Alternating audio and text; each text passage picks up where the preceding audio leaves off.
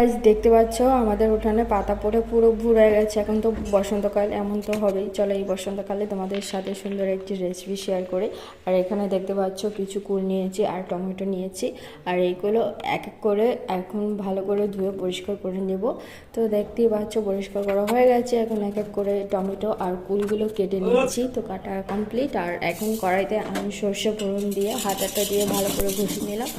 আর এখন সে কেটে রাখা কুল আর টমেটোগুলো এক এক করে দিয়ে দিলাম। আর এতে দিয়ে দেবো হলুদ, লবণ, এগুলো দিয়ে ভালো করে নাড়াচাড়া করে নেব। তারপর হাফ সিদ্ধের জন্য একটু ঢাকনা দিয়ে ঢেকে দেবো। ব্যাস সিদ্ধ হয়ে গেছে, দেখতে পাচ্ছ এখানে।